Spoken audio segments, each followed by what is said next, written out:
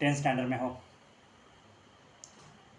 Turning point है और समझ में नहीं आता कि स्टडी हम किस तरह से करें। कुछ कुछ सब्जेक्ट हमें काफ़ी बोरिंग लगते हैं और कुछ सब्जेक्ट में हमें समझ में नहीं आता कि किस तरह से हम इसको इसकी स्टडी किस तरह से करें ताकि ये हमें काफ़ी सरल जाए। बहुत से ऐसे बच्चे होते हैं जिन्हें काफ़ी कुछ सब्जेक्ट ऐसे होते हैं कि जो उनको बोरियत क्रिएट करते हैं और ख़ास तौर पे होता ये है कि उन्हें उस सब्जेक्ट समझ में नहीं आता और धीरे धीरे उस सब्जेक्ट में या उस विषय में वो पीछे हो जाते हैं, उन्हें पीछे पीछे हटते जाते हैं। आज मैं आपके लिए लेकर आया हूँ special video for student 10th standards कि किस तरह से हम सब हर विषय का किस तरह से हम पढ़ाई करें ताकि हमें वो काफ़ी सरल भी लगे और हम स्कोरिंग भी कर पाएँ। और पढ़ाई करते वक्त अगर हमें बोरियत हो रही है तो क्यों और कैसे हम इसका हल निकालें। पूरा वीडियो लास्ट तक अंत तक ज़रूर देखें ताकि आपके हर सवालों का जवाब शायद इस वीडियो में आपको ज़रूर मिलेगा। और फिर भी कुछ क्यूरीज बची हो तो प्लीज़ मुझे कमेंट्स करें ताकि मैं उस पर आपको और कुछ सोल्यूशन दूँ। ज़्यादा देर न करते हुए मैं अपना वीडियो स्टार्ट करने जा रहा हूँ। अगर आप मेरे वीडियो पे नए हो तो प्लीज़ सब्सक्राइब करना ना भूलें और वीडियो पसंद आए तो ज़्यादा से ज़्यादा शेयर करें ताकि बाकी पेरेंट्स को भी अपने बच्चों से हम किस तरह से उनकी पढ़ाई में हम उनकी हेल्प कर सकते हैं तो ज़रूर ये वीडियो शेयर ज़रूर करें। Welcome to my channel Mahesh Mortimer creators. हमेशा की तरह मैं आज एक अलग सब्जेक्ट पे वीडियो बनाने के लिए आया हूँ और आशा करता हूँ कि आपको ज़रूर पसंद आएगा। Let's start. सबसे पहले बच्चों का प्रॉब्लम ये होता है कि काफ़ी बच्चों को कुछ सब्जेक्ट जैसे Hindi, Marathi, English, algebra that is called mathematics जिसमें अलजेब्रा और ज्योमेट्री दोनों भी आते हैं, साइंस बायो है, केमिस्ट्री फिजिक्स है, सोशल साइंस है एंड इतिहास भूगोल जिसे हम कहते हैं। ये जो सब्जेक्ट होते हैं काफ़ी बच्चों को कुछ सब्जेक्ट ऐसे होते हैं कि काफ़ी बोर होते हैं, उन्हें समझ में नहीं आता कि इसमें हम स्कोरिंग कैसे करें और किस तरह से इसको हम इसका स्टडी करें ताकि ये हमें समझ में भी आए और हमें स्टडी करते वक्त बोर भी ना हो और स्टडी भी अच्छे से हो जाए।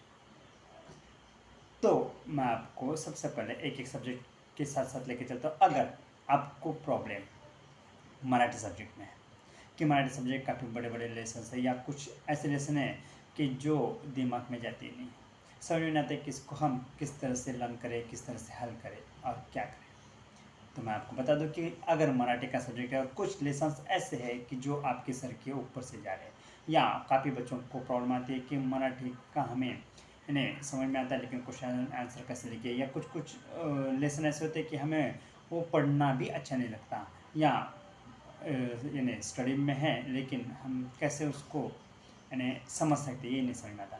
सबसे पहले हम मराठी विषय के बारे में बात करते हैं। अगर मराठी का सब्जेक्ट है तो कोई भी जो लेसन्स है मराठी के कोई भी जो लेसन है सबसे पहले उसको अगर वो आपको समझ में नहीं आते तो सबसे पहले उस सब्जेक्ट से आप दोस्ती करो। दोस्ती का मतलब उस सब्जेक्ट में दिलचस्पी क्रिएट करो। जो चैप्टर आपको मराठी की बात करो, जो चैप्टर आपको समझ में नहीं आ रहा या पसंद नहीं आ रहा, पढ़ने में भी इच्छा नहीं हो रही, तो उसको एज अ स्टोरी या एज अ एक हम कोई पिक्चर देखते हैं और पिक्चर की जो स्टोरी उस हिसाब से अगर उसको आप ले लो दिमाग पे तो काफ़ी आपको समझने में भी सरल जाएगा और वो आपको सब्जेक्ट भी सरल लगेगा। तो सबसे पहले मराठी विषयों में अगर मराठी का प्रॉब्लम है तो सबसे पहले जो लेसन आपको हार जाते हैं तो उसको उसमें दिलचस्पी क्रिएट करो और हमेशा पॉजिटिव थिंकिंग रखो। नहीं, ये मुझे काफ़ी सरल जा रहा है, मुझे अच्छे से समझ में आ रहा है, मुझे बहुत अच्छा लग रहा है, वो ऐसे उससे दोस्ती करो और फिर देखो वो जो सब्जेक्ट है या उसमें के जो चैप्टर है वो भी आपको सरल लगेंगे। और हमेशा बच्चों का ये रहता है कि लर्न करने के बजाय अगर आप उसको डेली थोड़ा थोड़ा डेली पढ़ते हो हर सब्जेक्ट के लिए थोड़ा थोड़ा भी टाइम निकाल के आप पढ़ते हो तो धीरे धीरे वो आपके दिमाग में आता जाएगा। उसमें रहता है परिचय, फिर उसका लेकिन उसका राइटर कौन है, ये वगैरह सब। तो ये सब बातें जब हम धीरे धीरे रोज़ रोज़ पढ़ते हैं थोड़ा थोड़ा थोड़ा थोड़ा, तो हमें यानी वक्त पे उसका टेंशन भी नहीं आता और अपने आप वो धीरे धीरे लर्न हो जाता है और हमें समझ में आता है कि उस लेसन में आखिर क्या है। तो अगर इस तरीके से आप उस मराठी सब्जेक्ट में, मराठी हो या हिंदी हो, दोनों को यही रूल्स यूज़ होगा। तो दोनों भी सब्जेक्ट अगर इस तरीके से आप करो, एक स्टोरी एज अ फ्रेंड, ये मेरा पसंदीदा सब्जेक्ट, ऐसे करके अगर आप करते हो तो आपको काफ़ी सरल जाएगा और पढ़ाई करने में भी आपको दिक्कत नहीं जाएगी। और रही लिखावट की बात, तो हमेशा जो भी आप पढ़ते हो तो उसे लाइक नोट्स के हिसाब से हमेशा लिखते जाओ, निकालते जाओ। उससे क्या होगा कि आपको इन्हें कुछ मेन किसमें इस चैप्टर में ऐसा क्या है कि जो हमें इन्हें, अगर ये मैं नोट्स निकालूँ तो शायद ये एक बार पढ़ भी लूँ तो मुझे पूरा जो चैप्टर है उसके पूरा वो मेरे दिमाग में रहेगा। तो अगर इस तरीके से आप करते हो तो मराठी और हिंदी का प्रॉब्लम का यही सॉल्व होता है। अब बची बात इंग्लिश की। इंग्लिश का भी सेम, काफ़ी बच्चों को प्रॉब्लम जाता है कि ग्रामेटिकल प्रॉब्लम है या जो पढ़ाई में, अब 10th बच्चों को बोले तो स्पेशली फॉर उन्हें रीडिंग करने में और राइटिंग करने में प्रॉब्लम नहीं जानी चाहिए। तो इसलिए वो राइटिंग का कोई इशू ही नहीं होता। और रही बात लर्न की, तो उससे भी अगर उसी तरीके से आप अगर करते हो कि नहीं यार इंग्लिश मेरा काफ़ी पसंदीदा सब्जेक्ट है और ये यानी डिमांड फॉर जनरेशन, तो अगर इस हिसाब से लेके चलते हो तो आपको इंग्लिश सब्जेक्ट भी काफ़ी सरल जाएगा। रही बात ग्रामेटिकल की, तो ग्रामेटिकल जैसे जैसे आप जितना पढ़ते जाओगे, कोई भी लेसन हो या आपका सराउंडिंग, जितना आप पढ़ते जाओगे आपके जो ग्रामेटिकल प्रॉब्लम यानी जो इश्यूज़ है वो पूरे क्लियर होते जाएंगे। लेकिन इसके लिए आपको पढ़ाई पे ज़्यादा ध्यान देना पड़ेगा। क्यों, तो पढ़ाई बोले तो यानी रीडिंग पे, अगर रीडिंग आप ज़्यादा करते हो तो रीडिंग में आपको अपने आप समझ में आ जाता है कौन सा वर्ड कैसे किस तरह से ग्रामेटिकल यूज़ हो रहा है, और उसी तरह से फिर आपको धीरे धीरे ग्रामेटिकल प्रॉब्लम सॉल्व हो जाएगा। और रही बात कुछ ग्रामर, जैसे change the voice, indirect speech, change the narration जिसे हम कहते हैं, और डिग्रियाज वगैरह से कुछ काफ़ी छोटे मोटे ये रहते हैं। तो अगर हम फार्मूले अगर लर्न करते हैं, लर्न करते हैं तो काफ़ी आपको सरल जाएगा। जैसे फॉर एग्जांपल एक आध जैसे चेंज द वॉइस में उसके फार्मूले object plus to be plus V3 plus remaining words. So इस तरीके से हम अगर फार्मूले भी अगर लर्न करते हैं तो हमें शायद यानी इंग्लिश का ग्रामर भी आपको हार्ड नहीं जाएगा। यानी जहाँ गुड बेटर बेस्ट डिग्री किस तरह से, तो ये अगर आप उस पर यानी दिलचस्पी दिखाओगे तो वो भी सब्जेक्ट आपको काफ़ी सरल और पसंदीदा लगने लगेगा। और इस तरीके से आप इसमें भी अपनी पकड़ बना सकते हो। और अभी अब तो यानी अनसीन पैसेज वगैरह रहते हैं, सीन अनसीन पैसेज, वो पैसेज में से निकालो और उसको राइटिंग करो, तो उसका भी आपको यानी प्रॉब्लम नहीं जाएगा। क्यों, तो आपको यानी आपके सामने ये पैसेज रहता है, सिर्फ आपको समझना है और आपको हमेशा क्वेश्चन का आंसर पास्ट टेंस में ही देना पड़ता है। यानी उसका जो ये होता है यानी अगर वो जो कोई भी पैसेज हो तो उसका आंसर हमें हमेशा डायरेक्ट इनडायरेक्ट स्विच करके ही उस तरीके से हमें सॉल्व करना पड़ता है। सो ये हो गया उसका भी प्रॉब्लम सॉल्व। तो अभी चलो हम चलते अलजेब्रा या ज्योमेट्री। अब अलजेब्रा और ज्योमेट्री इसकी स्टडी तो आप यानी मान के चलो टीवी चालू है और उस वक्त आप करना चाहते हो तो भी हो सकता है, क्योंकि उसके लिए आपको यानी रीडिंग करने की ज़रूरत नहीं होती, नहीं लर्न करने की ज़रूरत होती है, उसे समझने की ज़रूरत होती है। अगर आप हर फार्मूले अगर समझ लेते हो या जब भी आपके टीचर्स आपको पढ़ाते हैं अगर आप उस पर गौर करो तो आपके वो छोटे छोटे जो प्रॉब्लम्स हैं वो काफ़ी यानी सॉल्व हो जाते हैं और उसमें कोई भी इश्यूज़ नहीं बच सकता। फिर भी ज्योमेट्री का, तो ज्योमेट्री के जो थ्योरम है अगर उस थ्योरम को आप अच्छे से ऑब्जर्व करें या उसको समझने की यदि आप कोशिश करते हो तो आप हर ज्योमेट्री के कोई भी प्रॉब्लम हो यानी थ्योरम के थ्रू आप सॉल्व कर सकते हो, लाइक पाइथागोरस थ्योरम, अपोलिनियस। सो ये सभी जो है अगर इसके जैसे triangle, area of triangle, area of square, अगर इसके जो फार्मूले होते हैं अगर वो भी आपने लर्न कर लिए तो आपको कोई भी प्रॉब्लम जब आप सामने देखते हो तो उसको अच्छे से आप सॉल्व कर पाओगे। और धीरे धीरे उसमें इंटरेस्ट क्रिएट करो। काफ़ी बच्चों को अलजेब्रा, ज्योमेट्री हट जाता है, उन्हें समझ में नहीं आता है कि कैसे पढ़ाई करो। लेकिन अगर आप जिस भी सब्जेक्ट में अगर दिलचस्पी लो तो शायद हर सब्जेक्ट से आप अगर दोस्ती करो तो आपका प्रॉब्लम यूँ ही सॉल्व हो जाएगा। सबसे मेन बात है सब्जेक्ट से दोस्ती करना। और आप अगर अलजेब्रा और ज्योमेट्री का इसी तरह से अगर आप स्टडी करते हो तो शायद ये भी आपका प्रॉब्लम यूँ ही सॉल्व हो जाएगा। और वो आप कभी भी उसका प्रॉब्लम अब टीवी देख रहे हैं और जस्ट आपने ले लिया और आप सॉल्व करना चाहते हो तो आप उस वक्त भी आप प्रॉब्लम सॉल्व कर सकते हो। इसका कोई बड़ा इशू नहीं है। मैं एंड अलजेब्रा, ज्योमेट्री आप इसको भी हल कर सकते हो। साइंस की बात करें तो बायो हो या फिजिक्स केमिस्ट्री, काफ़ी बच्चों को फिजिक्स केमिस्ट्री हार जाता है तो काफ़ी बच्चों को बायो हार जाता है।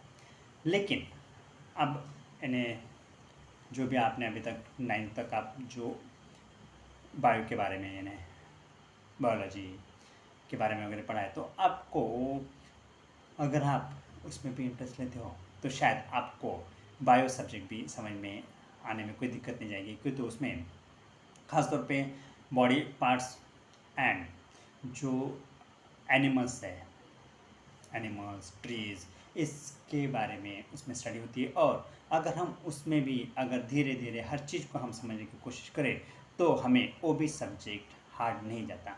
वह में ज़्यादातर खासतौर पे हम जब भी हम स्टडी करते हैं तो फिर वो बॉडी पार्ट्स हो, बॉडी ऑर्गन्स यानी उनका वर्क क्या होता है, किस तरह से उसको हम हाउ टू यूज़, या क्या हर चीज़ के लिए किस तरह की प्रिकॉशन लेनी पड़ती है क्या, ये अगर हर छोटी छोटी चीज़ों को हम यानी ऑब्जर्व करते हैं या डेली उसको हम अगर ट्राई करते हैं पढ़ने में तो आपको धीरे धीरे प्रॉब्लम आपके सॉल्व हो जाएगी। सबसे मेन बात मोस्ट इम्पॉर्टेंट है कि कुछ भी करो लेकिन जब तक आप उस सब्जेक्ट में इंटरेस्ट क्रिएट नहीं करोगे तब तक वो आपको हार्ड लगेगा। और हार्ड लगने के लिए अगर आप उस सब्जेक्ट से, जो सब्जेक्ट आपको हार्ड लगता है उससे अगर दोस्ती कर लो तो शायद आपका प्रॉब्लम यूँ ही सॉल्व हो जाएगा। फिर केमिस्ट्री का क्या है, केमिस्ट्री में आपको जो फार्मूले होते हैं, ख़ासतौर पे जो संज्ञाएँ होती है यानी कार्बन, सी, सोडियम यानी लाइक वन, ये जो होता है तो हम कार्बन डाइऑक्साइड, सी यानी कार्बन डाइऑक्साइड C2O, तो ये हम किस तरह से उसको यानी तैयार करते हैं या किस तरह से हम आप उसको यानी अच्छे से ऑब्जर्व करो हर चीज़ को तो आपको पता चलेगा कि नहीं, ये हम जिस तरह से ये इसको हम जैसे रेड कर रहे हैं उसी तरह से उसका जो फार्मूला है वो उस तरह से क्रिएट होता है। फिर उसमें इक्वेशन देखो, उसमें जो केमिकल इक्वेशन जो होता है उसके बाद आपको यानी जो ओरिएंट आपको क्या उसमें मिल रहा है, यानी सबसे पहले जो भी जो किसी भी दो चीज़ों का जब इक्वेशन होता है तो आपको फार्मूला क्या मिल रहा है। तो अगर ये छोटी छोटी चीज़ें अगर आप ऑब्जर्व करते हो तो आपको धीरे धीरे यानी वो सिम्बॉलिक और हर बात यानी किससे क्या, किस तरह से इक्वेशन बनता है या क्या उसमें से यानी बाहर निकलता है, अगर ये सब चीज़ें आप धीरे धीरे उसको समझने की कोशिश करो तो आपको आपके जो केमिस्ट्री से रिलेटेड जो यानी इश्यूज़ है वो काफ़ी अच्छे तरीके से क्लियर हो जाएंगे। और फिर भी अगर आपको कुछ ऐसे डाउट्स आते हैं कि ये ऐसा क्यों और ऐसा क्यों, तो आप अपने टीचर से डिस्कस करो। क्यों, तो टीचर्स के साथ जब आप डिस्कस करोगे आपको जो चीज़ आपको अच्छे से नहीं समझे उसको आप बार बार रिपीट करो, टीचर्स भी आपको मना नहीं करेगी, वो आपको हर एक तरीके से आपको उसको यानी समझाने की कोशिश करेगी। यानी नहीं कोई तो आपको वो समझ में ज़रूर ही आ जाएगा। क्यों, तो टीचर्स जो होते हैं वो हर एंगल से आपको यानी उस फार्मूले के बारे में या उस केमिकल इक्वेशन के बारे में आपको अच्छे से समझा के बताएगी जब तक आपको समझ में आता। अगर लेकिन इसमें अगर आप इंटरेस्ट लेते हो तो फिर सामने वाले को भी इंटरेस्ट से पढ़ाने में आपको इंटरेस्ट आएगा और ख़ासतौर पे वो इंटरेस्ट ही आपको उस सब्जेक्ट में उस सब्जेक्ट को आपको सरल कराएगा। ये होता है यानी वो केमिस्ट हो, फिजिक्स हो या बायो, फार्मूले सेम। और हिस्ट्री जो सोशियोलॉजी वगैरह है, इसमें अगर आप सेम वही अगर दिलचस्पी लो तो आपको वो भी आपको हार्ड नहीं जाएगा। और पढ़ाई करने का सीधा सीधा तरीका है, उसे डेली रीड करते जाओ। धीरे धीरे जब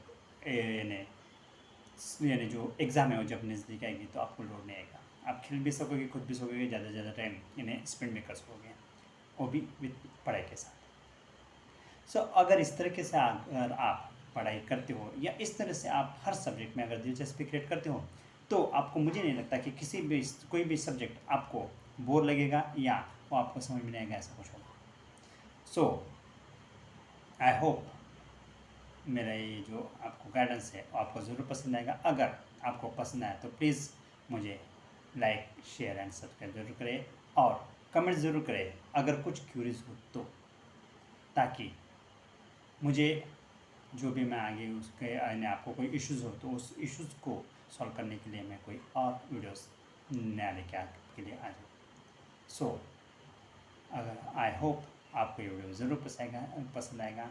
सो मिलते एक नए वीडियो के साथ, तब तक के लिए हैव अ नाइस डे, खुश रहो, स्वस्थ रहो।